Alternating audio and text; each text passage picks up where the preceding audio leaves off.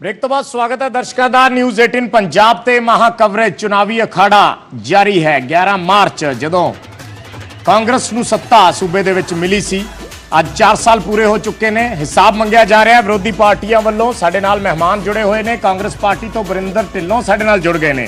ढिल्लों साहब, तुहाडे आउण तो पहलां काफ़ी बहस वधिया चल रही सी, गर्मा गर्म, और जिहड़ा निशाना है ज़्यादा उस, क्योंकि सत्ताधारी पार्टी है, ओबीअसली सत्ताधारी पार्टी तो सवाल पूछने हैं लोगों ने, और सत्ताधारी पार्टी नूं ही विरोधी पार्टियां ने घेरना है। मुद्दे बड़े सारे ने, मैं ज़्यादा लंबे चौड़े च नहीं जाऊँगा।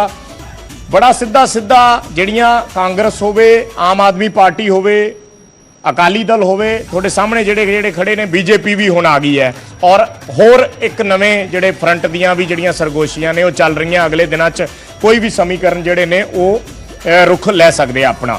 सो सीधा सीधा ਜਿਹੜਾ घेरा पाया जा रहा है, सब तो पहला ਤਾਂ ਜਿਹੜੇ बड़े लंबे चौड़े दावे किए गए ने बजट ਦੇ ਵਿੱਚ कि ਅਸੀਂ 85% पूरे करते। ਤੁਹਾਡੇ ਸਾਹਮਣੇ ਮਹਿਮਾਨ ਨੇ ਵਿਰੋਧੀ ਪਾਰਟੀਆਂ ਤੋਂ ਸਿੱਧਾ ਸਿੱਧਾ ਸਵਾਲ ਚੱਕ ਰਹੇ ਨੇ ਕਿ ਤੁਸੀਂ ਕਿਹੜੇ ਵਾਅਦੇ ਪੂਰੇ ਕੀਤੇ ਨੇ। ਲੋਕ ਤਾਂ ਤਰਾਈ ਤਰਾਈ ਕਰੀ ਜਾਂਦੇ ਆ ਤੇ ਤੁਸੀਂ ਆਪ ਹੀ ਆਪਣੀ ਪਿੱਠ ਥਪਥਪਾ ਰਹੇ। ਦੇਖੋ, ਮੇਰੇ ਹਿਸਾਬ ਨਾਲ ਤਾਂ ਜ਼ਿੰਦਗੀ ਜਿੰਨੇ ਕਿ ਮੇਰਾ ਸਿਆਸੀ ਸਫ਼ਰ ਰਿਹਾ, ਮੈਂ ਕਦੀ ਕਿਸੇ ਆਪੋਜੀਸ਼ਨ ਨੂੰ ਜੀ, ਕਦੀ ਸੱਤਾਧਾਰੀ ਭਾਵੇਂ ਅਸੀਂ ਵੀ ਹੋਈਏ, ਕਦੀ ਆਪੋਜੀਸ਼ਨਾਂ ਤੋਂ ਸਰਟੀਫਿਕੇਟ ਤਾਂ ਕਦੀ ਮਿਲਦਾ ਨਹੀਂ, ਵਾਅਦੇ ਪੂਰੇ ਹੋਏ ਨਹੀਂ ਹੋਏ। ਉਹਦਾ ਮਾਪਦੰਡ ਜਾਂ ਤਾਂ ਆਮ ਲੋਕ ਦਿੰਦੇ ਆ ਜੀ, ਜਾਂ ਮੀਡੀਆ ਦਿੰਦੀ ਆ ਜਿਹੜੀ ਆਪਣੀ ਰਿਪੋਰਟਾਂ ਰਾਹੀਂ, ਔਰ ਇੱਕ ਮਾਪਦੰਡ ਇਲੈਕਸ਼ਨ ਵੀ ਹੁੰਦੇ ਆ, ਇੱਕ ਮਾਪਦੰਡ ਸਟੇਟ ਇਲੈਕਸ਼ਨ ਵੀ ਹੋਣਗੇ। ਅੱਜ ਤੱਕ ਦੇ ਜਿਹੜੇ ਚੋਣੀ ਨਤੀਜੇ ਰਹੇ ਆ, ਅਗਰ ਉਹਨਾਂ ਦੇ ਵਿੱਚੋਂ ਆਪਾਂ ਨਜ਼ਰ ਮਾਰੀਏ ਤੇ ਜਦੋਂ ਲੋਕ ਸਭਾ ਦੇ ਚੁਣਾਵ ਵੀ ਹੋਏ ਸੀ, ਉਦੋਂ ਵੀ ਕਾਂਗਰਸ ਨੂੰ 8 ਸੀਟਾਂ, ਅੱਜ ਤੱਕ ਇਤਿਹਾਸ ਦੇ ਵਿੱਚ ਕਦੀ ਰੂਲਿੰਗ ਪਾਰਟੀ ਨੂੰ ਇੰਨੀ ਵੱਡੀ ਬਹੁਮਤ ਨਹੀਂ ਮਿਲਿਆ ਸੀ। ਉਸ ਤੋਂ ਬਾਅਦ ਜਦੋਂ ਤੁਸੀਂ ਅੱਜ ਦੀ ਲੋਕਲ ਬਾਡੀ ਇਲੈਕਸ਼ਨ ਹੋਈ, ਇਹ ਕੋਈ ਕਹਿ ਦੂਗਾ ਗੁੰਡਾ ਰਾਜ ਹੋ ਗਿਆ, ਕੋਈ ਕਹੂਗਾ ਪੁਲਿਸ ਰਾਜ ਹੋ ਗਿਆ, ਲੇਕਿਨ ਜਿਸ ਤਰੀਕੇ ਦੀ ਆਪੋਜੀਸ਼ਨ ਦੀ ਪਰਫਾਰਮੈਂਸ ਸੀ, ਔਰ ਮੈਂ ਖਾਸ ਤੌਰ ਤੇ ਮੁੱਖ ਵਿਰੋਧੀ ਧਿਰ ਦੀ ਕਹੂੰਗਾ, ਅਕਾਲੀ ਦਲ ਔਰ ਆਮ ਆਦਮੀ ਦੇ ਵਿੱਚ ਵੀ ਕੰਪੀਟੀਸ਼ਨ ਸੀਗਾ, ਉਹਦੇ ਵਿੱਚ ਵੀ ਆਮ ਆਦਮੀ ਬਹੁਤ ਮਗਰ ਰਹਿ ਗਈ, ਆਜ਼ਾਦ ਵੀ ਵੱਧ ਜਿੱਤ ਗਏ, ਉਹਦੇ ਵਿੱਚ ਵੀ ਉਹ ਵੱਧ ਜਿੱਤ ਗਏ। ਹੁਣ ਅਕਾਲੀ ਦਲ ਔਰ ਆਮ ਆਦਮੀ ਵਾਸਤੇ ਤਾਂ ਬਰਾਬਰ ਸਰਕਾਰ ਚੱਲਦੀ ਪਈ ਸੀ, ਉਹਨਾਂ ਵਾਸਤੇ ਤਾਂ ਕੋਈ ਫਰਕ ਨਹੀਂ ਸੀ। ਸੋ ਇਲੈਕਸ਼ਨ ਦੇ ਮਾਪਦੰਡ ਜਿਹੜੇ ਹੋ ਸਕਦੇ ਆਪਾਂ ਉਹਨਾਂ ਨੂੰ ਲੈ ਲਈਏ, ਜਾਂ ਜਰਨਲਿਸਟ ਤੁਹਾਡੇ ਕਹਿਣ ਦਾ ਮਤਲਬ ਇਹ ਹੈ ਵੀ ਤੁਸੀਂ ਚੰਗੇ ਹੋ ਕਿ ਵਿਰੋਧੀ ਮਾੜੇ ਆ। ਮੈਂ ਇਹਦੇ ਵਿੱਚ ਇੱਕ ਗੱਲ ਕਹੂੰਗਾ, ਜਿੰਨਾ ਐਤਕੀ ਸਰਕਾਰ ਨੇ ਮਾਰਗਦਰਸ਼ਕ ਕਰਕੇ ਪਾਰਦਰਸ਼ਕਾਂ ਨਾਲ ਕੰਮ ਕੀਤਾ ਵਾ, ਪੰਜਾਬ ਦੇ ਇਤਿਹਾਸ ਦੇ ਵਿੱਚ ਇਹੋ ਜਿਹਾ ਰਾਜ ਨਹੀਂ ਰਿਹਾ ਕਿਸੇ ਦਾ। ਕਾਰਨ ਹੈ, ਮੈਂ ਤੁਹਾਨੂੰ ਦੱਸਦਾ, ਮੈਂ ਇਸ ਕਰਕੇ ਕਹਿੰਦਾ, ਮੈਂ ਕੋਈ ਐਵੇਂ ਕਾਂਗਰਸ ਤੋਂ ਕਰਕੇ ਨਹੀਂ ਬੋਲ ਰਿਹਾ। ਕਾਰਨ ਇਹ ਵੇਖੋ, ਤੁਸੀਂ ਨਾਲ ਹੀ ਹਰਿਆਣਾ ਸੂਬਾ ਵਾ, ਅੱਜ ਕਿਸਾਨਾਂ ਦਾ ਐਡਾ ਵੱਡਾ ਐਜੀਟੇਸ਼ਨ ਹੋ ਰਿਹਾ, ਅੱਜ ਕਿਸ ਤਰੀਕੇ ਨਾਲ law and order the situation ਉੱਥੇ ਕੀ ਬਣੀ ਰਹੀ ਔਰ ਪੰਜਾਬ 'ਚ ਕਿਵੇਂ ਰਹੀ। ਕਿਸਾਨਾਂ ਦੇ ਉੱਤੇ ਜਿਸ ਤਰੀਕੇ ਨਾਲ ਤਸ਼ੱਦਦਾਂ ਕੀਤੀਆਂ ਗਈਆਂ, ਸੈਂਟਰ ਵੱਲੋਂ ਵੀ ਪ੍ਰੈਸ਼ਰ ਪਾਏ ਗਏ, ਇਸ ਗੱਲ ਨੂੰ ਕੋਈ ਨਹੀਂ ਤੋੜ ਸਕਦਾ। ਮੈਂ ਹੋਰ ਤੁਹਾਨੂੰ ਇੱਕ ਹੋਰ ਲੈ ਜਾਂਦਾ, ਡੇਰਾ ਸੱਚੇ ਸੌਦੇ ਦਾ ਵਿਵਾਦ ਹੋਇਆ ਸੀਗਾ, ਇੱਥੇ ਹੀ ਤੁਸੀਂ ਵੇਖਿਆ 18 ਲੋਕਾਂ ਦੀ ਗੋਲੀਆਂ ਨਾਲ ਹੱਤਿਆ ਕਰ ਦਿੱਤੀ ਗਈ ਸੀ, ਗੋਲੀਆਂ ਚਲਾਈਆਂ ਗਈਆਂ। ਮੇਰੀ ਗੱਲ ਸੁਣ, ਲਾਅ ਐਂਡ ਆਰਡਰ ਦੀ ਗੱਲ ਕਰ ਰਿਹਾ, ਜਿਹੜਾ ਸਭ ਤੋਂ ਵੱਡਾ ਮੁੱਦਾ ਸੀ ਪੰਜਾਬ 'ਚ। ਅਕਾਲੀ ਦਲ ਦੇ ਉੱਤੇ ਗੁੰਡਾਗਰਦੀ ਦਾ ਇਲਜ਼ਾਮ ਲੱਗਦਾ ਸੀ, ਲਾਅ ਐਂਡ ਆਰਡਰ ਵਿੱਚ ਗੈਂਗਸਟਰਾਂ ਨੂੰ ਪਨਾਹ ਦੇਣ ਦਾ ਇਲਜ਼ਾਮ ਲੱਗਦਾ ਸੀ। ਅੱਜ ਪੰਜਾਬ ਦੇ ਵਿੱਚ 4 ਸਾਲ ਹੋ ਗਏ, ਵੱਡੇ ਵੱਡੇ ਐਜੀਟੇਸ਼ਨ ਹੋ ਗਏ, ਕੀ ਲਾਅ ਐਂਡ ਆਰਡਰ ਦੇ ਉੱਤੇ ਕੋਈ ਗੱਲਬਾਤ ਆਈ? ਧਾਰਨੀ ਸਾਹਿਬ ਨਾਲ ਡਰੱਗਸ ਦੇ ਉੱਤੇ, ਠੀਕ ਹੈ, ਮੈਂ ਕਹਿ ਰਿਹਾ ਅਕਾਲੀ ਦਲ ਦੇ ਉੱਤੇ ਆਪਾਂ ਫਿਰ ਇੱਕ ਡਰੱਗ ਵਕਾਉਂਦੇ ਆ, ਆਪਾਂ ਇੱਕ ਇੱਕ ਕਰਕੇ ਲੈ ਲਾਂਗੇ। ਧਾਰਨੀ ਸਾਹਿਬ, ਕੋਈ ਲੀਡਰ ਡਰੱਗ ਵਕਾਉਂਦਾ? ਜੀ ਜੀ ਜੀ, ਧਾਰਨੀ ਸਾਹਿਬ, ਲੋਕ ਸਾਹਿਬ ਦੀਆਂ ਗੱਲਾਂ ਸੁਣ ਰਹੇ ਹਾਂ। ਮੈਂ ਨਾ ਇਹਨੂੰ ਇੱਕ ਯਾਦ ਕਰਾਉਂਗਾ ਕਿ ਸੈਂਟਰ ਨੇ ਇੱਕ ਲਾਅ ਪਾਸ ਕੀਤਾ ਸੀ ਜਿਹਦੇ ਵਿੱਚ ਰੇਪ ਕੇਸ ਜਿਹੜੇ ਹੁੰਦੇ ਸੀ, ਜਿਹੜਾ ਦਿੱਲੀ ਦੇ ਵਿੱਚ ਇੱਕ ਰੇਪ ਕੇਸ ਹੋਇਆ ਸੀ, ਉਸ ਤੋਂ ਬਾਅਦ ਇੱਕਦਮ ਹੌਚ ਪੌਚ ਦੇ ਵਿੱਚ ਇਸ ਤਰ੍ਹਾਂ ਦੇ ਇੱਕ ਲਾਅ ਬਣਾਤੇ ਸੀ ਕਿ ਵਕੀਲਾਂ ਨੂੰ ਵੀ ਭੁੱਲਣ ਲੱਗ ਗਿਆ ਕਿ 376 ਦੀਆਂ ਕਿੰਨੀਆਂ ਸੈਕਸ਼ਨਾਂ ਹੈਗੀਆਂ, ਕੀ ਉਹ ਤੋਂ ਬਾਅਦ ਰੇਪ ਮੁੱਕ ਗਏ। ਇਹਦਾ ਮਤਲਬ ਉਦੋਂ ਇਹ ਇਸ ਤਰ੍ਹਾਂ ਦੀ ਗੱਲ ਸੀ। ਇਹਨਾਂ ਨੇ ਨਸ਼ੇ ਦੇ ਮੁੱਦੇ ਤੇ ਪਹਿਲੀ ਇਹ ਇਲੈਕਸ਼ਨ ਲੜੀ ਕਿ ਨਸ਼ਾ ਪੰਜਾਬ ਦੇ ਵਿੱਚ ਬਹੁਤ ਹੈ। ਇਹਨਾਂ ਨੇ ਸ਼ਰਾਬ ਦੀ ਗੱਲ ਕੀਤੀ, ਇਹਨਾਂ ਨੇ ਚਿੱਟੇ ਦੀ ਗੱਲ ਕੀਤੀ, ਇਹਨਾਂ ਨੇ ਸਭ ਦੀ ਗੱਲ ਕੀਤੀ। ਜੇ ਇਹਨਾਂ ਦੇ ਰਾਜ ਦੇ ਵਿੱਚ ਕੋਈ ਨਸ਼ਾ ਨਹੀਂ ਵਿਕਿਆ, ਫਿਰ ਇਹਨਾਂ ਨੂੰ ਐਕਸਾਈਜ਼ ਐਕਟ ਇਸ ਟਾਈਮ ਦੇ ਉੱਤੇ ਬਣਾਉਣ ਦਾ ਕੀ ਉਹ ਪੈ ਗਿਆ। ਅੱਜ ਐਕਸਾਈਜ਼ ਐਕਟ ਦੇ ਵਿੱਚ ਕੀ ਤੁਸੀਂ ਵੱਧ ਜਿਹੜੇ ਹੈਗੀ ਸਜ਼ਾਵਾਂ ਦੇ ਕੇ ਕਿ ਤੁਸੀਂ ਐਕਸਾਈਜ਼ ਐਕਟ ਦੇ ਨਾਲ ਜਿਹੜਾ ਹੈਗਾ ਤੁਸੀਂ ਲੋਕਾਂ ਸ਼ਰਾਬ ਦੇ ਧੰਦੇ ਤੋਂ ਰੋਕ ਲਓਗੇ? ਔਰ ਸ਼ਰਾਬ ਦਾ ਧੰਦਾ ਕੌਣ ਕਰ ਰਹੇ ਆ? ਸਾਰੇ ਦੇ ਸਾਰੇ ਇਹਨਾਂ ਦੇ ਐਮਐਲਏਆਂ ਦੇ ਨਾਂ ਆ ਰਹੇ ਆ, ਉਹਨਾਂ ਨੂੰ ਕੋਈ ਪੁੱਛਦਾ ਨਹੀਂ ਹੈਗਾ, ਉਹਨਾਂ ਦੇ ਖਿਲਾਫ ਕੋਈ ਕਾਰਵਾਈ ਨਹੀਂ ਹੋਈ। ਲਾ ਐਂਡ ਆਰਡਰ ਦੀ ਇਹ ਗੱਲ ਕਰ ਰਹੇ ਆ। ਢਿੱਲੋਂ ਸਾਹਿਬ ਤੁਹਾਡਾ ਯੂਥ ਵਿੰਗ ਦਾ ਪ੍ਰਧਾਨ ਹੈ ਜਿਹੜਾ ਬਠਿੰਡੇ ਦਾ, ਉਹਨੂੰ ਸ਼ਰੇਆਮ ਗੋਲੀਆਂ ਮਾਰ ਕੇ ਮਾਰਿਆ, ਔਰ ਗੈਂਗ ਜਿਹੜੇ ਹੈਗੇ ਆ, ਗੈਂਗਸਟਰ ਜਿਹੜੇ ਹੈਗੇ ਆ, ਗੁਰਲਾਲ ਸਿੰਘ, ਉਹ ਸ਼ਰੇਆਮ ਕਹਿ ਰਹੇ ਆ, ਤੁਸੀਂ ਕਹਿੰਦੇ ਆ ਫਰੀਦਕੋਟ, ਹਾਂਜੀ ਫਰੀਦਕੋਟ, ਔਰ ਤੁਸੀਂ ਇਹ ਗੱਲ ਕਹਿ ਰਹੇ ਆ ਕਿ ਗੈਂਗਸਟਰ ਜਿਹੜੇ ਅਸੀਂ ਸਪਾਇਆ ਕਰਤਾ। ਅੱਜ ਜੇਲ੍ਹਾਂ ਦੇ ਵਿੱਚ ਬੈਠ ਕੇ ਗੈਂਗਸਟਰ ਜਿਹੜੇ ਹੈਗੇ ਆ ਆਪਣਾ ਜਿਹੜਾ ਹੈਗਾ ਰਾਜ ਚਲਾ ਰਹੇ ਹੈਗੇ ਆ। ਤੁਸੀਂ ਜੱਗੂ ਭਗਵਾਨਪੁਰੀਏ ਦੇ ਨਾਂ ਦੇ ਉੱਤੇ ਜਿਹੜਾ ਹੈਗਾ ਜੋ ਕੁਝ ਹੋ ਰਿਹਾ ਤੁਸੀਂ ਕਿਤੇ ਭੁੱਲੇ ਵੀ ਨਹੀਂ ਹੈਗੇ। ਤੁਸੀਂ ਲਾ ਐਂਡ ਆਰਡਰ ਦੀ ਤੁਸੀਂ ਜਿਹੜੇ ਵਾਅਦੇ ਦੀ ਗੱਲ ਕਰੋ, ਮੈਂ ਚੈਲੰਜ ਕਰਦਾ ਤੁਹਾਨੂੰ ਇਹਨਾਂ ਦੇ ਸਾਹਮਣੇ ਕਿ ਤੁਸੀਂ ਇੱਕ ਤੇ ਚੱਲ ਪੋ, ਮੇਰੇ ਨਾਲ ਇੱਕ ਤੇ ਗੱਲ ਕਰਨੀ ਸ਼ੁਰੂ ਕਰ ਦਿਓ। ਲੈ ਲਾਂਗੇ ਮੈਡਮ, ਮੈਂ ਇੱਕ ਬਲਜਿੰਦਰ ਕੌਰ ਹੋਰਾਂ ਤੋਂ ਰਿਐਕਸ਼ਨ ਚਾਹੂੰਗਾ ਇਸ ਤੇ। ਤੋਂ ਪਹਿਲਾਂ ਮਾਈਕ ਧਾਰਨੀ ਸਾਹਿਬ ਨੇ ਫੜ ਲਿਆ ਜੀ, ਤੇ ਮੈਂ ਮੇਰੇ ਵੀਰ ਢਿੱਲੋਂ ਸਾਹਿਬ ਨੂੰ ਇੱਕ ਗੱਲ ਪੁੱਛਣਾ ਚਾਹੁੰਦੀ ਆ ਵੀ ਤੁਸੀਂ ਸਵਾਲ ਇਹਨਾਂ ਨੂੰ ਕੀਤਾ ਸੀਗਾ ਵੀ ਪੰਜਾਬ ਸਰਕਾਰ ਨੇ, ਤੁਸੀਂ ਦੱਸ ਦਿਓ ਵੀ ਕਿੰਨੇ ਵਾਅਦੇ ਪੂਰੇ ਕਰ ਦਿੱਤੇ। ਇਟ ਮੀਨਸ ਜੇ ਇਹਨਾਂ ਕੋਲੇ ਕੋਈ ਹੈ ਨਹੀਂ ਰਿਪੋਰਟ ਵੀ ਕਿੰਨੇ ਵਾਅਦੇ ਪੂਰੇ ਕਰ ਦਿੱਤੇ, please sorry let me complete. ਜੇ ਇਹਨਾਂ ਕੋਲ ਰਿਪੋਰਟ ਨਹੀਂ ਹੈਗੀ ਤਾਂ ਕਹਿ ਰਹੇ ਨੇ ਆਪੋਜੀਸ਼ਨ ਵੀਰ ਮੇਰੇ, ਜਿੱਥੇ ਕੋਈ ਸਰਕਾਰ ਚੰਗਾ ਕੰਮ ਕਰਦੀ ਆ ਆਪੋਜੀਸ਼ਨ ਪਹਿਲਾਂ ਖੜੀ ਹੁੰਦੀ ਆ ਤੁਹਾਡੀ ਪ੍ਰੇਜ਼ ਕਰਨ ਦੇ ਲਈ। ਪਲੀਜ਼ ਦਿੱਲੀ ਦੇ ਵਿੱਚ ਜਿਹੜੀ ਆਪੋਜੀਸ਼ਨ ਬੈਠੀ ਆ ਉਹ ਕੀ ਕਰਦੀ ਆ? ਆਮ ਆਦਮੀ ਪਾਰਟੀ ਨੇ ਕੰਮ ਨੂੰ ਪ੍ਰਾਇੋਰ ਤੇ ਰੱਖ ਕੇ ਆਪਣੇ ਜਿਹੜੀ ਆ ਸਰਕਾਰ ਤੀਜੀ ਵਾਰੀ ਦਿੱਲੀ ਚ ਰਿਪੀਟ ਕੀਤੀ ਆ। ਮੈਨੂੰ ਤੁਸੀਂ ਲਾਅ ਐਂਡ ਆਰਡਰ ਦੀ ਗੱਲ ਕੀਤੀ ਹੈ, ਮੈਨੂੰ ਦੱਸ ਦਿਓ ਲਾਅ ਐਂਡ ਆਰਡਰ ਦੀਆਂ ਧੱਜੀਆਂ ਜਿਹੜੀਆਂ ਨੇ ਉਹ ਇਸ ਇਲੈਕਸ਼ਨ ਦੇ ਵਿੱਚ ਉਡਾਈਆਂ ਨੇ, ਜਿੱਥੇ ਸਾਡੇ ਵਲੰਟੀਅਰ ਮਨਵੀਰ ਸਿੰਘ ਦੇ ਲੱਤਾਂ ਦੇ ਵਿੱਚੋਂ ਗੋਲੀਆਂ ਕੱਢ ਦਿੱਤੀਆਂ, ਉਸ ਮੇਰੇ ਵੀਰ ਨੂੰ ਫੱਟੜ ਕਰ ਦਿੱਤਾ, ਉਹ ਹਸਪਤਾਲ ਦੇ ਵਿੱਚ ਦਾਖਲ ਰਿਹਾ। ਮੈਨੂੰ ਗੱਲ ਮੈਨੂੰ ਪੂਰੀ ਆਪਣਾ ਅੱਗ ਨਹੀਂ ਲੱਗੀ ਕਿ ਗੱਲ ਮੈਨੂੰ ਪੂਰੀ ਕਰ ਲੈਣ ਦਿਓ, ਗੱਲ ਮੈਨੂੰ ਪੂਰੀ ਕਰ ਲੈਣ ਦਿਓ। ਰੋਇਟਸ ਹੋਏ ਗੱਲ ਪੂਰੀ ਤੁਸੀਂ ਲਾਅ ਐਂਡ ਆਰਡਰ ਦੀ ਸਾਨੂੰ ਨਸੀਹਤ ਨਾ ਦਿਓ। ਦਿੱਲੀ ਦੇ ਵਿੱਚ ਜਿਹੜੇ ਰੋਇਟਸ ਹੋਏ, ਅਰਵਿੰਦ ਕੇਜਰੀਵਾਲ ਅੱਜ ਤੱਕ ਚੁੱਪ ਰਹੇ। ਦਿੱਲੀ ਦੇ ਵਿੱਚ ਅੱਜ ਐਜੂਕੇਸ਼ਨ ਬੋਲਦੀ ਹੈ, ਮੈਂ ਕਹਿੰਦਾ ਦਿੱਲੀ ਦੇ ਲਾਅ ਐਂਡ ਆਰਡਰ ਦੀ ਗੱਲ ਕੀਤੀ ਕਦੀ? ਪਰ ਢਿੱਲੋਂ ਸਾਹਿਬ ਉਹ ਲੈ ਕੇ ਆਉਣਾ ਚਾਹੁੰਦੇ ਜੇ ਇੱਥੇ ਢਿੱਲੋਂ ਸਾਹਿਬ ਸਵਾਲ ਫਿਰ ਉੱਥੇ ਹੀ ਆਇਆ। ਤੁਹਾਡੀ ਵਾਰੀ ਆਊਗੀ ਨਾ ਉਦੋਂ ਬੋਲੋ ਤੁਸੀਂ ਦਿੱਲੀ ਦੇ ਵਿੱਚ ਤੀਜੀ ਵਾਰੀ ਸਰਕਾਰ ਰਿਪੀਟ ਹੋਈ ਆ, ਤੇ ਸਰਕਾਰ ਰਿਪੀਟ ਕੰਮਾਂ ਦੇ ਨਾਂ ਤੇ ਹੋਈ ਆ, ਗੁੰਡਾਗਰਦੀ ਨਾਂ ਤੇ ਨਹੀਂ ਹੋਈ ਸਰਕਾਰ ਰਿਪੀਟ। ਤੁਸੀਂ ਕਰਦੇ ਹੋ ਦੱਸੋ ਅੱਜ ਵੀ ਪੰਜਾਬ ਦੇ ਵਿੱਚ ਪਾਰਲੀਮੈਂਟ ਇਲੈਕਸ਼ਨ ਦੇ ਵਿੱਚ ਪਾਰਲੀਮੈਂਟ ਇਲੈਕਸ਼ਨ ਚ ਪੰਜਾਬ ਦਾ ਚਾਰ ਸੀਟਾਂ ਆਈਆਂ ਸੀਗੀਆਂ, ਅੱਜ ਤੁਸੀਂ ਇੱਕ ਸੀਟ ਦੇ ਕੇ ਉਸ ਨੂੰ ਇਦਾਂ ਦਾ ਫਿਰ ਸਮਝ ਨਹੀਂ ਆਊਗੀ। ਤੁਸੀਂ ਫਿਰ ਬੋਲਿਓ, ਮੈਂ ਉਹੀ ਤੁਹਾਨੂੰ ਕਹਿ ਰਹੀ ਹਾਂ ਤੁਹਾਡੀ ਵਾਰੀ ਆਉਣੀ ਆ, ਉਦੋਂ ਤੁਸੀਂ ਜਵਾਬ ਦਿਓ ਗੱਲਾਂ ਦਾ। ਮੈਨੂੰ ਇਹ ਦੱਸੋ ਕਿੰਨੇ ਵਾਅਦੇ ਸਰਕਾਰ ਨੇ ਪੂਰੇ ਕਰ ਦਿੱਤੇ? ਕਹਿੰਦੇ ਸੀ ਅਸੀਂ ਕੁੱਲ ਕਰਜ਼ਾ ਮਾਫ ਕਰਾਂਗੇ, ਦੱਸੋ ਕਿੱਥੇ ਆ ਬਜਟ ਦੇ ਵਿੱਚ ਐਲੋਕੇਸ਼ਨ ਕੁੱਲ ਕਰਜ਼ੇ ਮਾਫੀ ਦੀ? ਕਹਿੰਦੇ ਸੀ ਅਸੀਂ ਘਰ ਨੌਕਰੀ ਦੇਵਾਂਗੇ, ਕਿੱਥੇ ਐਲੋਕੇਸ਼ਨ ਬਜਟ ਦੇ ਵਿੱਚ ਘਰ ਨੌਕਰੀ ਦੀ? ਮੈਨੂੰ ਦੱਸੋ ਵੀ ਜਿਹੜੀ ਸਰਕਾਰ 40,000 ਕਰੋੜ ਦੀ ਕਰਜ਼ਾਈ ਤੋਂ ਵੱਧ ਕੇ 2,73,000 ਕਰੋੜ ਤੱਕ ਪਹੁੰਚ ਗਈ ਇਸ ਵੇਲੇ, ਉਹ ਸਰਕਾਰ ਤੋਂ ਪੰਜਾਬ ਦੇ ਲੋਕ ਕੀ ਉਮੀਦ ਕਰ ਸਕਦੇ ਆ? ਜਿਹੜਾ ਫਤਵਾ ਦੇਣਾ ਹੋਵੇ ਪੰਜਾਬ ਦੇ ਲੋਕਾਂ ਨੇ ਦੇਣਾ ਹੈ। ਜੇ ਤੁਸੀਂ ਕਹਿੰਦੇ ਆਪੋਜੀਸ਼ਨ ਤੋਂ ਸਾਨੂੰ ਕੋਈ ਸਰਟੀਫਿਕੇਟ ਨਹੀਂ ਚਾਹੀਦਾ, ਤਾਂ ਅਸੀਂ ਕੋਈ ਸਰਟੀਫਿਕੇਟ ਦੇਣ ਲਈ ਸਰਕਾਰ ਨੂੰ ਵਿਹਲੇ ਵੀ ਨਹੀਂ ਬੈਠੇ। ਹਾਂ, ਇੱਕ ਗੱਲ ਲਈ ਬੈਠੇ ਆ, ਇਫ ਯੂ ਵਾਂਟ ਬਲੂਪ੍ਰਿੰਟ ਕਿਵੇਂ ਕੰਮ ਕਰਨੇ ਨੇ ਤਾਂ ਵੀ ਆਰ ਰੈਡੀ। ਧਾਰੀ ਸਾਹਿਬ ਕੁਝ ਐਡ ਕਰਨਾ ਚਾਹ ਰਹੇ ਆ, ਮੈਂ ਬਰਿੰਦਰ ਆ ਰਿਹਾ, ਛੋਟਾ ਜਿਹਾ ਕਮੈਂਟਰ ਜੀ। ਧਾਰੀ ਸਾਹਿਬ ਦੇਖੋ ਗੱਲ ਇਹ ਹੈਗੀ ਹੈ ਜੀ ਕਿ ਇੱਕ ਰੇਤ ਮਾਫੀਆ ਦਾ ਜਿਹੜਾ ਬਹੁਤ ਵੱਡਾ ਐਲੀਗੇਸ਼ਨ ਸ਼੍ਰੋਮਣੀ ਅਕਾਲੀ ਦਲ ਤੇ ਇਹਨਾਂ ਨੇ ਲਾਇਆ।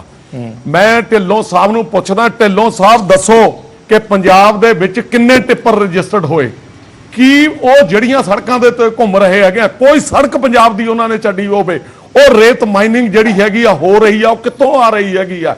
ਅੱਜ ਤੁਹਾਡੇ ਚੈਨਲ ਜਿਹੜੇ ਹੈਗੇ ਆ ਦਿਖਾ ਰਹੇ ਹੈਗੇ ਆ ਕਿ ਖੰਭੇ 10-10 ਫੁੱਟ ਜਿਹੜੇ ਹੈਗੇ ਆ, ਜਿਹੜੇ ਨਦੀਆਂ ਦੇ ਵਿੱਚ ਲੱਗੇ ਹੋਏ ਹੈਗੇ ਆ, ਉਹ ਇਹਨਾਂ ਨੇ ਜਿਹੜੇ ਹੈਗੇ ਉਹ ਖੰਭੇ ਨੰਗੇ ਕਰਤੇ।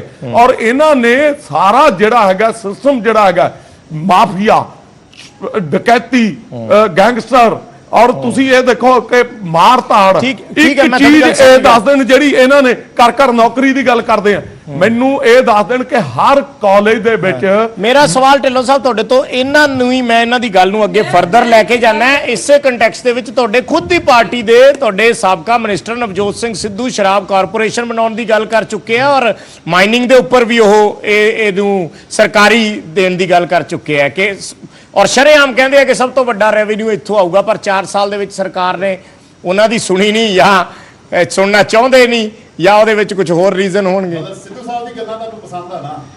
ਸਿੱਧੂ ਸਾਹਿਬ ਨਹੀਂ, ਮੈਂ ਤਾਂ ਕਿਹਾ ਤੁਹਾਡੀ ਪਾਰਟੀ ਵਿਦਿਨ ਪਾਰਟੀ ਉਹ ਗੱਲਾਂ ਕਰ ਰਹੇ। ਸਿੱਧੂ ਸਾਹਿਬ ਵੀ ਕਾਂਗਰਸ ਦੇ ਆ ਕਾਂਗਰਸ ਦੀ ਲੀਡਰਸ਼ਿਪ ਆ।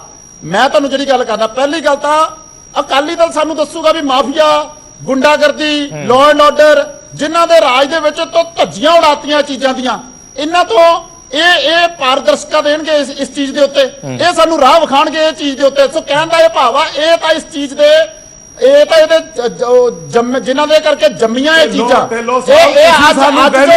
ਤੁਸੀਂ ਸਾਨੂੰ ਕਹਿੰਦੇ ਆ, ਤੁਸੀਂ ਦੱਸੋ ਵੀ ਖਤਮ ਹੋ ਗਿਆ। ਇਹਨਾਂ ਨੇ ਮਾਫੀਆ ਕਿਵੇਂ ਰੋਕਿਆ, ਇਹਨਾਂ ਨੇ ਉਸ ਰਾਜ ਦੇ ਵਿੱਚ ਗੁੰਡਾਗਰਦੀ ਕਿਵੇਂ ਰੋਕੀ, ਇਹ ਫਿਰ ਤਾਂ ਸਾਨੂੰ ਨਸੀਹਤਾਂ ਦੇਣ। ਇਹ ਜਦੋਂ ਆਉਣਗੇ ਉਹੀ ਚੀਜ਼ਾਂ ਦੀ ਕੀ ਗਾਰੰਟੀ ਆ ਵੀ ਉਹ ਚੀਜ਼ਾਂ ਦੁਬਾਰਾ ਰਿਪੀਟ ਨਹੀਂ ਕਰਨਗੀਆਂ। ਆ ਤੁਹਾਡਾ ਚੈਨਲ ਆ, ਬੜਾ ਸੱਚਾ ਪੱਕਾ ਚੈਨਲ ਆ, ਆ ਪੰਜਾਬ ਦੀ ਚਿਹਰੇ ਦਾ ਤੁਸੀਂ ਤਸਵੀਰ ਵਿਖਾਈ ਆ ਤੁਹਾਡੇ ਚੈਨਲ ਦਾ। ਮੈਂ ਕਹਿ ਰਿਹਾ, ਮੈਂ ਦਿਖਾ, ਇੱਕ ਪਾਸੇ ਸੁਖਬੀਰ ਬਾਦਲ, ਕੈਪਟਨ ਸਾਹਿਬ ਨਰਿੰਦਰ ਮੋਦੀ ਅਤੇ ਆਮ ਆਦਮੀ ਦੇ ਕੇਜਰੀਵਾਲ, ਔਰ ਇਹਨਾਂ ਦੇ ਵਿੱਚੋਂ ਚੁਣਨਾ ਵਾ ਕੇਜਰੀਵਾਲ ਦਿੱਲੀ ਤੋਂ, ਇਧਰ ਭਗਵੰਤ ਮਾਨ ਦੀ ਵੀ ਲੱਗੀ ਹੈ, ਚਲੋ ਟੀਵੀ ਤੇ ਵੀ ਮੰਨ ਲਓ ਇਧਰ ਭਗਵੰਤ ਮਾਨ ਆ ਗਿਆ ਇੱਕ। ਹੁਣ ਮੈਂ ਲੜਾਈ ਕਹਿੰਦੀ ਆ, ਬੈਟਰ ਐਡਮਿਨਿਸਟ੍ਰੇਟਰ ਸਰਕਾਰ ਪੰਜਾਬ ਨੂੰ ਸਮਝ ਕੌਣ ਸਕਦਾ, ਪੰਜਾਬ ਨੂੰ ਚਲਾ ਕੌਣ ਸਕਦਾ? ਕੀ ਸੁਖਬੀਰ ਬਾਦਲ ਪੰਜਾਬ ਨੂੰ ਸਮਝ ਸਕਦਾ? ਇਹ ਲੋਕਾਂ ਦੇ ਅੱਗੇ ਸਵਾਲ ਮੈਂ ਨਹੀਂ ਕਹਿੰਦਾ ਕੈਪਟਨ ਅਮਰਿੰਦਰ ਸਿੰਘ, ਲੇਕਿਨ ਇਹਨਾਂ ਸਾਰਿਆਂ ਦਾ ਮੁਕਾਬਲਾ ਕਰ ਲਓ। ਨਾ ਤਾਂ ਨਰਿੰਦਰ ਮੋਦੀ ਨੇ ਆ ਕੇ ਪੰਜਾਬ ਚਲਾਉਣਾ, ਨਾ ਅਰਵਿੰਦ ਕੇਜਰੀਵਾਲ ਨੇ ਆ ਕੇ ਪੰਜਾਬ ਚਲਾਉਣਾ, ਨਾ ਆਪਣਾ ਸੁਖਬੀਰ ਬਾਦਲ ਨੂੰ ਜੋ ਲੀਡਰਸ਼ਿਪ ਤੇ ਉਹਨਾਂ ਦਾ ਕ੍ਰਾਈਸਿਸ ਆ ਸਾਰਿਆਂ ਨੂੰ ਪਤਾ, ਇਹਨਾਂ ਦੇ ਵੱਡੇ ਵੱਡੇ ਲੀਡਰ ਛੱਡ ਕੇ। ਮਸਲਾ ਇਹ ਆ ਪੰਜਾਬ ਦੇ ਵਿੱਚ ਵਾਅਦਾ ਪੂਰਾ ਹੋਇਆ, ਮਤਲਬ ਹੈ ਇਕੱਲੇ ਕੈਪਟਨ ਸਾਹਿਬ ਰਹਿ ਗਏ, ਵਾਅਦਾ ਪੂਰਾ ਕੈਪਟਨ ਸਾਹਿਬ ਰਹਿ ਗਏ, ਵਾਅਦਾ ਪੂਰਾ ਹੋਇਆ, ਕੈਪਟਨ ਸਾਹਿਬ ਰਹਿ ਗਏ। ਤੁਹਾਡੇ ਕਹਿਣ ਦਾ ਮਤਲਬ ਇਹ ਹੈ ਸਿਰਫ ਕੈਪਟਨ ਸਾਹਿਬ ਰਹਿ ਗਏ? ਕਹਿੰਦਾ ਬਿਲਕੁਲ ਕੈਪਟਨ ਸਾਹਿਬ ਰਹਿ ਜਾਂਦੇ, ਲੀਡਰਸ਼ਿਪ ਦਾ ਕੋਈ ਰੌਲਾ ਹੀ ਨਹੀਂ ਹੈ। ਮੈਂ ਪ੍ਰੋਫੈਸਰ ਗੁਰਮੀਤ ਕਾਫੀ ਦੇਰ ਦੇ ਵਿੱਚ ਠੀਕ ਹੈ, ਦਾ ਕੋਈ ਮੁਕਾਬਲਾ ਨਹੀਂ ਹੈਗਾ। ਪ੍ਰੋਫੈਸਰ ਗੁਰਮੀਤ ਤੁਹਾਡੇ ਤੋਂ ਮੈਂ ਇਸ ਤੇ ਕਮੈਂਟ ਚਾਹੂੰਗਾ, ਤੁਸੀਂ ਸੁਣ ਪਾ ਰਹੇ ਹੋਵੋਗੇ ਇਹ ਸਾਰੀ ਗੱਲਬਾਤ, ਕਿਉਂਕਿ ਲੀਡਰਸ਼ਿਪ ਕ੍ਰਾਈਸਿਸ ਦੀ ਵੀ ਗੱਲ ਆ ਗਈ। ਮੈਂ ਉਸ ਤੋਂ ਬਾਅਦ ਆਪਾਂ ਡਿਬੇਟ ਨੂੰ ਵਾਈਂਡ ਅਪ ਕਰਨਾ ਹੋਏਗਾ, ਤੁਹਾਡਾ ਕਮੈਂਟ बड़ा इंपॉर्टेंट है as a political analyst. Political party के जो बुला रहे हैं वो तो अपनी अपनी बात कहेंगे ही कहेंगे, और वो आप चाहे कुछ भी कह लो उन्होंने माननी है नहीं। बिल्कुल। और अगर आप फैक्ट्स अपने अपने तरीके से ट्विस्ट कर लोगे तो वो भी अपना एक आर्ट होती है। सरकार के पास भी एक पूरी मशीनरी होती है पब्लिक रिलेशन की, वो बुकलेट भी निकाल देती है अपनी कि यही हमने पूरा कर दिया। अपोजिशन का अपना होता है, लेकिन मोटी बात यही है कि ये बात ठीक है, जैसे मैंने पहले कहा कि जो वरिंदर कह रहे हैं कि पंजाब में कैप्टन अमरिंदर सिंह का इस समय उस तरह से चैलेंज नहीं है विद इन पार्टी भी, बिकॉज कांग्रेस की अपनी प्रॉब्लम इतनी है कि वो पंजाब में डेस्परेटली चाहेंगे कि रिपीट कर जाएं। और जैसे मैंने कहा किसान एजिटेशन के कारण उनको ये एक उम्मीद भी मिल गई है। मैं लोकल इलेक्शन के रिजल्ट को उतनी इंपॉर्टेंस नहीं देता, लेकिन जो किसान एजिटेशन है, क्योंकि अब किसान आगे क्या तरीका अपनाएंगे आप जानते हो। अभी भी किसानों ने कहा है कि हम वेस्ट बंगाल जाएंगे, हम बीजेपी को हराएंगे हर जगह, है ना। अगर किसान आंदोलन चलता रहता है और वो कोई ओपन स्टैंड ले लेते, यही बात आप ध्यान दो, अरविंद केजरीवाल शायद इकलौता सीएम होगा जो वहां पर धरना स्थल पे भी जा जाके उन्होंने अरेंजमेंट देखने की कोशिश की है। नेचुरली उनकी निगाह भी इसी चीज पे है कि जो 2019 में उनकी परफॉर्मेंस 14 और 17 की तुलना में नीचे गई, उसको वो रिवाइव कर पाए, क्योंकि वहां पर जाके जो धरना चल रहा है दिल्ली के आसपास चल रहा है। तो जहां पानी की बात होती है, आपने गाजीपुर बॉर्डर पे भी देखा होगा कि टिकैत साहब का बयान आया था कि अरविंद केजरीवाल काट रही है। केजरीवाल ठीक है गुरमीत जी, पंजाब के लीडरशिप की बात होती है ना, पंजाब में लीडरशिप। हाँ नहीं, वही मैं कह रहा, अभी मैं अगला सेंटेंस वही कह रहा था, अमरिंदर सिंह के सामने खड़ा करने के लिए नहीं होगा। नहीं, मैं यही कह रहा हूं कि अभी किसानों का झुकाव किस पार्टी की तरफ होता है। देखो बीजेपी की तरफ तो नहीं होगा अभी फिलहाल, लेकिन किस तरफ होता है उसके लिए सारी पार्टियां जोर लगा रही हैं। अकाली दल भी उसके लिए जोर लगा रही है, कांग्रेस ने भी तो ओपन, जो अभी वरिंदर जी कह रहे हैं हरियाणा में बहुत वो हुआ था, नेचुरली पंजाब ने तो सपोर्ट करा ही करा है, तो पंजाब थोड़ी उन पे रोकने की कोशिश करेगी। वैसे भी दिल्ली के आसपास हरियाणा था, तो प्रॉब्लम हरियाणा के लिए आ रही थी, तो हरियाणा ने रोकने की कोशिश की। उसके बाद वो भी आपने देखा ज्यादा नहीं किया उन्होंने भी, शुरू में जो शंभू बॉर्डर पे और पिपली में प्रॉब्लम हुई, उसके बाद तो वो भी चुप करके बैठे हैं, क्योंकि वहां पर भी जो जजपा है उसका प्रेशर है। तो कहने का मतलब ये है कि अभी डिपेंड ये करेगा कि एंटी इनकम्बेंसी जो है, जो पंजाब गवर्नमेंट की, जो आप 4 साल हुए हैं या आप अगले साल जब चुनाव होंगे उनका मुकाबला जब करते हुए, क्या किसान आंदोलन की जो सिंपैथी है, क्या किसान, अभी बड़ा सवाल यही है। देखो किसानों ने खुल के किसी पॉलिटिकल पार्टी के बंदे को आने नहीं दिया अपनी एजिटेशन में, ठीक है। क्या वो अगले इलेक्शन से पहले कोई स्टैंड ले लेंगे, जैसे वो अभी ले रहे हैं कि हम तो जी बीजेपी को हराने हर स्टेट में जाएंगे, वेस्ट बंगाल में, क्या वो अगले इलेक्शन से पहले खुल के कोई स्टैंड लेंगे? अगर खुल के स्टैंड लेंगे तो नो डाउट उनका एक बहुत बड़ा रोल होने वाला है, क्योंकि इतना ज्यादा जो एजिटेशन हुआ है वो इतने बहुत लंबे अरसे बाद हुआ है। जब किसान आज इतना यूनाइटेड है, तो यही वजह है कि किसान पे सबकी नजर होगी। और जैसे मैंने शुरू में कहा कि एजिटेशन क्या अगले 8 महीनों में 10 महीने में क्या शेप लेगा, उस पर बहुत डिपेंड करेगा। अरविंद केजरीवाल क्या पंजाब में कोई नाम ओपनली दे पाएंगे, उस पर डिपेंड करेगा। मैं नहीं मानता कि अभी आपको आप आउट ऑफ वो मानेंगे पंजाब से। कुछ कहना चाह रहे हैं, एक सेकंड, ਵਰਿੰਦਰ ਢਿੱਲੋਂ ਕੁਝ ਕਹਿਣਾ ਚਾਹ ਰਹੇ ਜਾਂ ਪੁੱਛਣਾ ਚਾਹ ਰਹੇ, ਕੀ ਕਹਿ ਰਹੇ ਸੀ ਵਰਿੰਦਰ ਸਾਹਿਬ? ਮੈਂ ਤੁਹਾਨੂੰ ਇਹ ਪੁੱਛਣਾ ਚਾਹੁੰਦਾ, ਜਿਹੜੇ ਕਿਸਾਨ ਐਜੀਟੇਸ਼ਨ ਦੀ ਤੁਸੀਂ ਗੱਲ ਕਰ ਰਹੇ ਹੋ, ਜਿਹੜੀ ਉੱਥੋਂ ਦੀ ਪੋਲੀਟੀਕਲ ਲੀਡਰਸ਼ਿਪ ਆ, ਜਦੋਂ ਉਹ ਅਗਰ ਉਹ ਪੋਲੀਟੀਕਲ ਫੈਸਲਾ ਲੈਣਗੇ, ਕੀ ਉਹ ਸਾਰੇ ਕਿਸਾਨ ਤੁਹਾਨੂੰ ਲੱਗਦਾ ਉਹਨਾਂ ਦੇ ਮਗਰ ਚੱਲ ਪੈਣਗੇ? ਜਿੰਨੇ ਵੀ ਉੱਥੇ ਕਿਸਾਨ ਬੈਠੇ ਆ, ਉਸ ਪੋਲੀਟੀਕਲ ਲੀਡਰਸ਼ਿਪ ਦੇ ਮਗਰ ਚੱਲ ਪੈਣਗੇ? ਉਹ ਪੋਲੀਟੀਕਲੀ ਉਹਨਾਂ ਦੇ ਹਿਸਾਬ ਨਾਲ ਫੈਸਲੇ ਲੈਣੇ ਸ਼ੁਰੂ ਕਰ ਦੇਣਗੇ?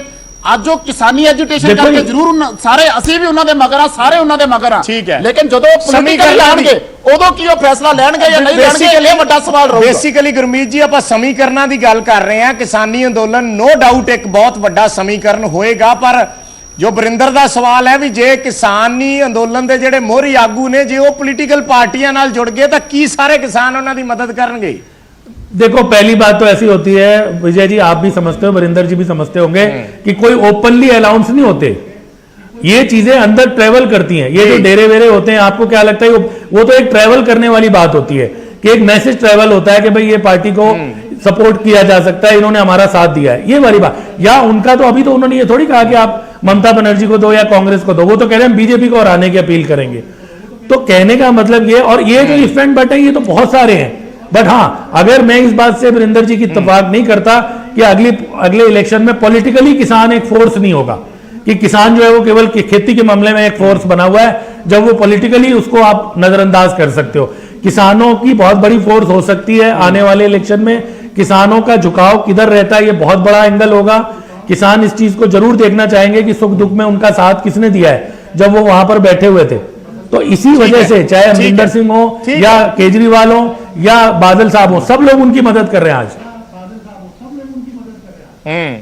सब सारियां पार्टियां दे बेसिकली वरिंदर उत्थे बंदे ने ਜਿਹੜੇ ਵੀ ਕੋਈ ਐ ਨਹੀਂਗਾ ਜਿਹੜੇ ਅਲਟੀਮੇਟਲੀ ਕਿਸਾਨ ਬੈਠੇ ਐ ਉਹ ਸਾਰੇ ਕਿਸੇ ਨਾ ਕਿਸੇ ਪਾਰਟੀ ਨਾਲ ਤੇ ਜੁੜੇ ਹੀ ਹੋਏ ਨੇ।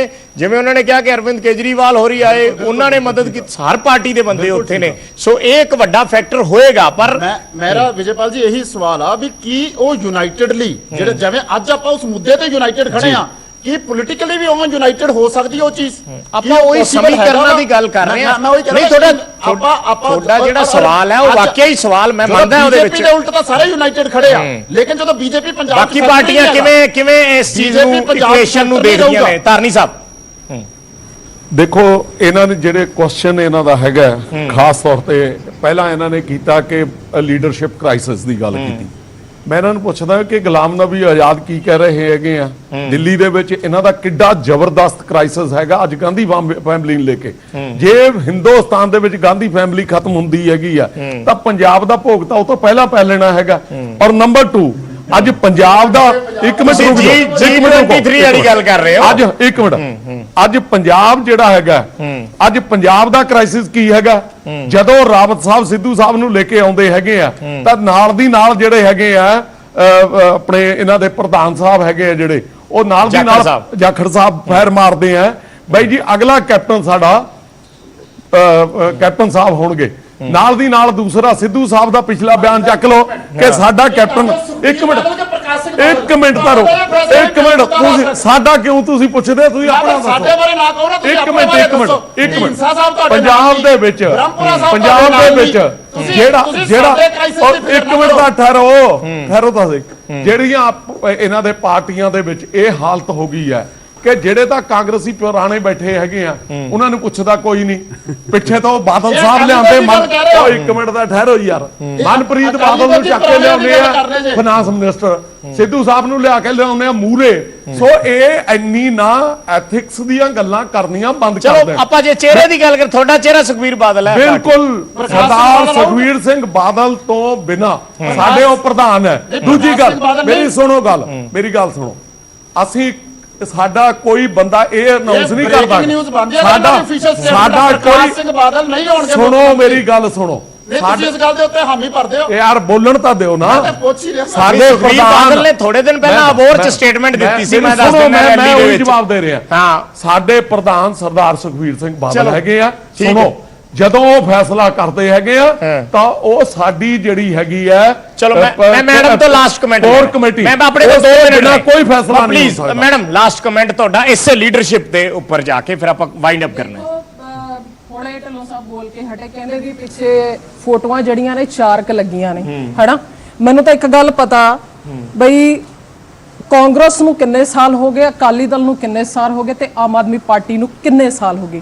ਜੇ ਅਸੀਂ ਇਹਨਾਂ ਦੀਆਂ ਉਮਰਾਂ ਵੀ ਮੈਚ ਕਰਨ ਲੱਗ ਜਾਈਏ ਨਾ ਤਾਂ ਜਿੰਨੀਆਂ ਉਮਰਾਂ ਲੰਘਾ ਦਿੱਤੀਆਂ ਅਕਾਲੀ ਦਲ ਨੇ ਤੇ ਕਾਂਗਰਸ ਨੇ ਤੇ ਜਿੰਨੀ ਆਮ ਆਦਮੀ ਪਾਰਟੀ ਦੀ ਉਮਰ ਆ, ਜਿੰਨੇ ਕੰਮ ਕਰਕੇ ਦਿਖਾਤੇ ਉਹ ਕਿਸੇ 'ਚ ਹਿੰਮਤ ਹੀ ਨਹੀਂ ਰਹਿ ਗਈ। ਤੁਸੀਂ ਚਿਹਰਿਆਂ ਨੂੰ ਦੱਸੋ ਕੀ ਕਰੋਗੇ ਜੇ ਚਿਹਰਿਆਂ ਨੇ ਆ ਕੇ ਪੰਜਾਬ ਨੂੰ ਲੁੱਟਣਾ, ਠੱਗੀਆਂ ਮਾਰਨੀਆਂ ਨੇ, ਇੱਥੇ ਮਾਫੀਏ ਚਲਾਉਣੇ ਨੇ ਤੇ ਲੋਕਾਂ ਨੂੰ ਗੁੰਡਾਗਰਦੀ ਕਰਨੀ ਆ ਤੇ ਧੋਖੇ ਦੇਣੇ ਆ ਤੇ ਝੂਠੇ ਵਾਅਦੇ ਕਰਨੇ ਆ ਤੇ ਫਿਰ ਇਹੋ ਜਿਹੇ ਚਿਹਰਿਆਂ ਤੋਂ ਤਾਂ ਬਾਈ ਅਸੀਂ ਐਂ ਠੀਕ ਆ। ਸਿੱਧੀ ਨੋ ਇਹ ਤੁਹਾਡੀ ਗੱਲ ਦਾ ਜਵਾਬ ਆ। ਇਹ ਤੁਹਾਡੀ ਲੀਡਰ ਲੀਡ ਕੌਣ ਕਰੂਗਾ? ਤੁਹਾਡੀ ਗੱਲ ਦਾ ਜਵਾਬ ਆ। ਮੈਂ ਇਹ ਜਿਹੜਾ ਦੱਸਣਾ ਚਾਹੁੰਦੀ ਆ, ਸਾਡੇ ਲੀਡਰ ਕੋਈ ਇਹੋ ਜਿਹੇ ਨਹੀਂ ਹੈਗੇ ਜਿਹੜੀਆਂ ਲੁੱਟਾਂ ਕਰਦੇ ਜਾਣ। ਜੇ ਆਮ ਆਦਮੀ ਪਾਰਟੀ ਇੱਕ ਮਿੰਟ ਮੈਨੂੰ ਗੱਲ ਕਰ ਲੈਣ ਦਿਓ।